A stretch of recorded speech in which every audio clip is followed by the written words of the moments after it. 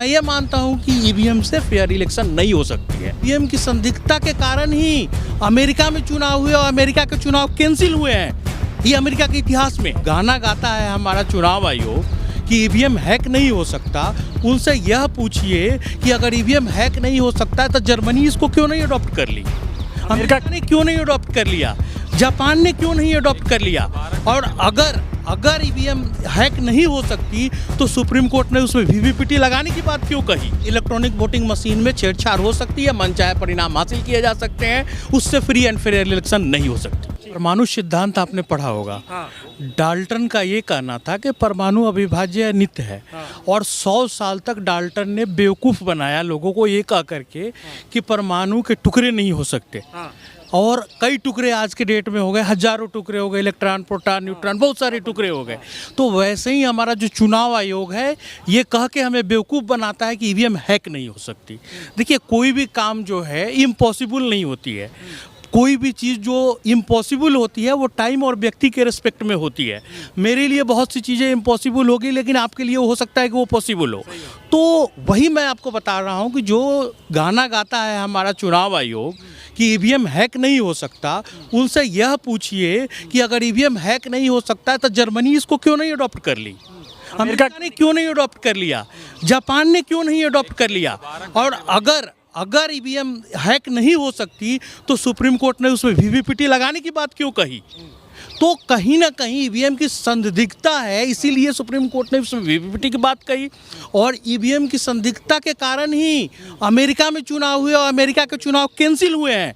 ये अमेरिका के इतिहास में है। आपको लगता है इन 5 राज्यों के चुनाव कैंसिल होने चाहिए? देखिए, वह जो है जांच का विषय है, लेकिन मैं ये मानता हूं कि ईवीएम से फेयर इलेक्शन नहीं हो सकती है, नहीं हो सकती है। ईवीएम बैन बिल्कुल होनी चाहिए। बैलेट पेपर से ही फेयर चुनाव हो सकती है।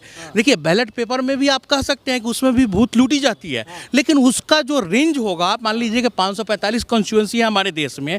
अगर लोकसभा के चुनाव हो रहे हैं तो 545 कॉन्स्टिट्यूंसी को कोई पार्टी लूट नहीं सकती। उसमें खूब होगा कि आप 5 कॉन्स्टिट्यूंसी लूट लेंगे, 10 कॉन्स्टिट्यूंसी लेंगे, एक डिस्ट्रिक्ट में आप 2 कॉन्स्टिट्यूंसी लूट लेंगे, लेकिन आप 545 नहीं लूट सकते। लेकिन इलेक्ट्रॉनिक वोटिंग मशीन से हो रही है तो वहाँ पर यह संभावना लूट की बहुत बढ़ जाती है, क्योंकि इसमें टेक्नोलॉजी इन्वॉल्व। विजय सिंह ने एक ट्वीट किया, उसमें उन्होंने 230 विधानसभा सीटों की लिस्ट जारी की, जिसमें जो बैलेट पेपर पे जो वोटिंग हुई उनमें 199 सीटों पर कांग्रेस जीत रही थी, लेकिन जब ईवीएम की गिनती हुई तो उसमें कांग्रेस हार गई। ऐसा कैसे हुआ? देखिए, ये तो हमेशा होता है। आप देख लीजिए कि जहाँ भी चुनाव हुए हैं, मैं गुजरात की बात कर रहा हूँ, वहाँ पर एक विधायक थे, एग्जिस्टिंग विधायक थे भारतीय जनता पार्टी की, वहाँ पे जनता लाठी और डंडे से उनको पीट रही थी, वो भी चुनाव जीत गए थे। और वहीं पर अगर उत्तर प्रदेश की बात करें, जो टोनी हैं उनके लड़के अजय मिश्र टैनी, जी जी जी, उनके बेटे ने गाड़ी चढ़ा दी किसानों पर और वहाँ पे 8 विधानसभा कॉन्स्टिट्यूंसी या 8 में भारतीय जनता पार्टी जीत गई। अब मुझे यह बात नहीं समझ में आता कि इस देश की जनता कितनी क्रूर है कि जहाँ पे 8 किसान मर जा रहे हैं, कई किसान मर जा रहे हैं, वहाँ पे 8 सीट बीजेपी को जिता दे रही है। ये कैसे पॉसिबल होता है? धांधली हो रही है आपको लगता है? देखिए, मैं मेरे पास कोई अभी एविडेंस नहीं है, मैं नहीं कह सकता, लेकिन ये जांच का विषय है। और ये ईवीएम की जो विश्वसनीयता है वो कभी भी विश्वसनीयता रही नहीं है। और कोई भी इलेक्ट्रॉनिक मशीन ऐसा नहीं है जिससे मन चाहे परिणाम नहीं लिया जा सकता। कह रहे हैं इस पे सुप्रीम कोर्ट को संज्ञान लेना चाहिए, मामला गंभीर। वहाँ आ रहा हूँ, वहाँ आने से पहले मैं आपको बताता हूँ, एक वर्ड है सिस्टम। सिस्टम क्या होता है कि जब कोई भी इक्विपमेंट जो उसकी सामान्य आशा होती है उसके विपरीत परिणाम देता है तो उसको हम सिस्टम बोलते हैं। जैसे पानी का नेचर होता है कि पानी जो है ऊंच से नीच की तरफ जाती है, ऊपर से नीचे की तरफ जाती है, लेकिन जब उसमें मोटर लग जाता है यानी कि सिस्टम लग जाता है तो वही पानी नीचे से ऊपर की तरफ जाता है। तो जब आप सिस्टम अगर कहीं लगा देते हैं तो उसमें आपके मनचाहे परिणाम आने लगते हैं। यही इक्विपमेंट है, यही सिस्टम है। अभी बीएसपी के एक विधायक मतलब प्रत्याशी थे विधानसभा में, वो कह रहे हैं हमको तो हमारे परिवार का वोट नहीं मिला, हमारा वोट नहीं मिला, को वोट नहीं मिला। देखिए, अब इस पर तो उनकी व्यक्तिगत टिप्पणी है, तो उनको नहीं मिला तभी तो बोल रहे हैं। नहीं, बिल्कुल मैं मान रहा हूँ कि वो सही बोल रहे होंगे, सही, लेकिन ये जांच का विषय है। मेरा सिर्फ यह कहना है कि इलेक्ट्रॉनिक मशीन या कोई भी इलेक्ट्रॉनिक सामग्री को हम आंख मूंद करके बिलीव नहीं कर सकते। अभी जिस तरह से माहौल था मध्य प्रदेश में या छत्तीसगढ़ में अगर बात करें तो क्या लगता है कि कुछ खेला हो गया ईवीएम के साथ? देखिए, जो डाटे आंकड़े आ रहे हैं उस हिसाब से तो यही लग रहे हैं। पोल भी जिता रहा था कांग्रेस। जो डाटे आंकड़े आ रहे हैं, जो लोग संपर्क में हैं, उस हिसाब से तो वही लग रहा है। लेकिन हम जो इलेक्ट्रॉनिक वोटिंग मशीन से जो डाटे आंकड़े आ रहे हैं उस पर हम आंख मूंद करके बिलीव नहीं कर सकते।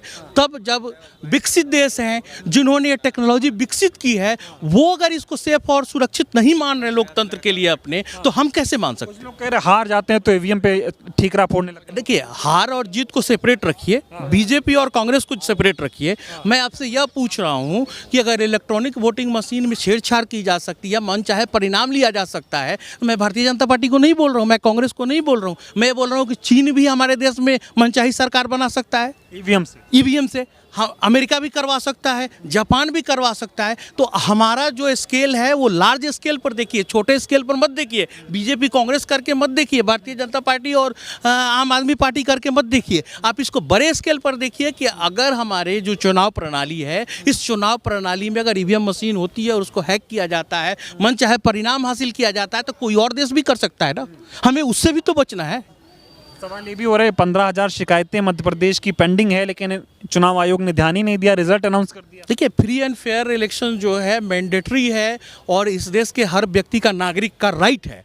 मैं आपको एक बात पूछना चाहता हूं कि अगर हम एक स्पीड पोस्ट करते हैं जिसमें 25 से 30 रुपए की कॉस्ट आती है, उसमें हमें एक रसीद मिलता है और उसकी ट्रैकिंग होती है कि मैंने जो चीज़ यहाँ पोस्ट किया सामने वाले को मिला कि नहीं मिला। लेकिन ईवीएम में जो हम वोट डाल करके आते हैं उसमें कोई ट्रैक नहीं होता कि हमने जिस पार्टी को दिया, जिस नेता को दिया, वो वोट उसमें काउंट हुआ कि नहीं हुआ, काउंट हुआ तो कितने नंबर पर हुआ।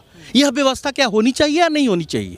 बीइंग एन सिटीजन, क्या ये मेरा राइट होना चाहिए? बैलेट पेपर पे चुनाव होना ज़्यादा बेहतर है ईवीएम की तुलना में? देखिए, ये मैं नहीं बोल रहा हूँ, पूरा विश्व बोलता है, तभी तो इसको अडॉप्ट कर रखा है।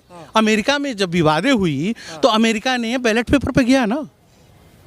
तो आपको नहीं लगता है कि बैलेट पेपर कहीं ज़्यादा सुरक्षित है लोकतंत्र की दृष्टि से? मतलब आपसे आखिरी सवाल पूछूंगा, जिस तरह से दिग्विजय सिंह बोल रहे हैं कि कांग्रेस 199 सीटों पर बैलेट पेपर पे जीत गई, अगर इसी तरह बैलेट पेपर पर चुनाव होता तो छत्तीसगढ़ मध्य प्रदेश में कांग्रेस की सरकार। देखिए, मैं दिग्विजय सिंह जी को 100% सही नहीं मानता हूं कि वो जो बोल रहे हैं वो सब उन्होंने डाटा दिया है, वो डाटा तो सही है। देखिए, वो 100% सही है, मैं ऐसा नहीं मानता हूं।